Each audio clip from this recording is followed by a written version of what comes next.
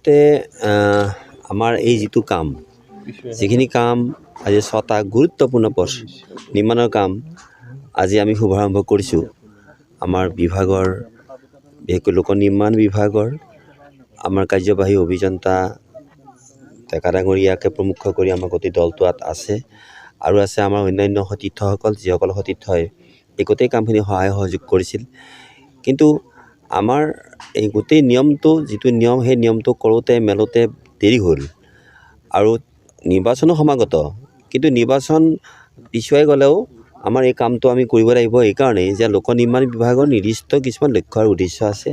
আমাৰ সেয়া হৈছে যে পথ পৰিবহণৰ ক্ষেত্ৰত এটা নতুন যুগান্তৰ আনিবৰ কাৰণে আমাৰ যশস্বী মুখ্যমন্ত্ৰী ডক্টৰ হিমন্ত বিশ্ব শৰ্মা ডাঙৰীয়াই যিটো প্ৰচেষ্টা গ্ৰহণ কৰিছে, এই প্ৰচেষ্টাৰে এটা অন্যতম আমাৰ ফলশ্ৰুতি। গতিকে আজি তেখেতৰ যিটো নেকি চিন্তাধাৰা, সেয়া হৈছে কি যে আমাৰ গ্ৰাম্য পথসমূহ নিৰ্মাণ আমি কৰিব লাগিব আৰু এই নিৰ্মাণ কামখিনি যিমান পাৰোঁ সিমান সোনকালে কৰাৰ বাবে তেখেতে যেনেকৈ দিনে নিশাই নিজেও কামত প্ৰবৃত্ত হৈছে আৰু আমাকো সেইধৰণে নিয়োজিত হ'বৰ কাৰণে আমাকো উদ্বুদ্ধ কৰিছে। আৰু সেই মৰ্মে আজি আপোনালোকক জনাবলৈ পাই সুখী হৈছোঁ যে আমাৰ এই গোটেই এই অঞ্চলটো, বিশেষকৈ সৰাবাৰী গাঁও পঞ্চায়তেই হওক বা আমাৰ এই যিখন আমাৰ বৰমপুৰ গাঁও পঞ্চায়তেই হওক বা আমি দেখিছোঁ যে প্ৰায় 3খন বা দীপিলা গাঁও পঞ্চায়ত, এই 3খন গাঁও পঞ্চায়তৰ মাজত বহুকেইটা পথ জৰাজীৰ্ণ আৰু বহুবোৰ পথ কোনো দিন আমাৰ বিগত যিকোনো চৰকাৰ দিনতে হোৱা নাছিল।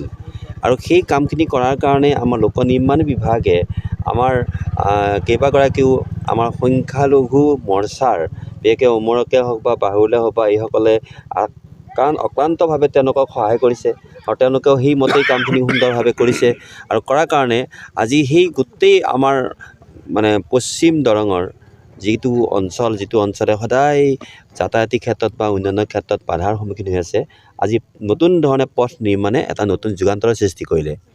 কাৰণ মই কিয় কাৰণে কৈছোঁ যে এইকেইটা পথ তেনেকুৱা নহয়। আপুনি নিশ্চয় ইতিমধ্যে আমি ঘোষণা কৰিছোঁ যে ৰাস্তাৰ কাষে কাষে আমাৰ কি আছে যে আমাৰ ড্ৰেইন আছে, তাৰপিছত আকৌ সৰু লাইট আছে, পোহৰো আছে।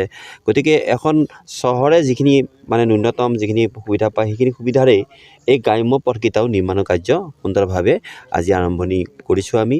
আৰু এই ক্ষেত্ৰত আমি আকৌ পুনৰবাৰ আমাৰ মাননীয় ডক্টৰ হিমন্ত বিশ্ব শৰ্মা আমাৰ মুখ্যমন্ত্ৰী মহোদয়ক আমি ধন্যবাদ জ্ঞাপন কৰিছোঁ।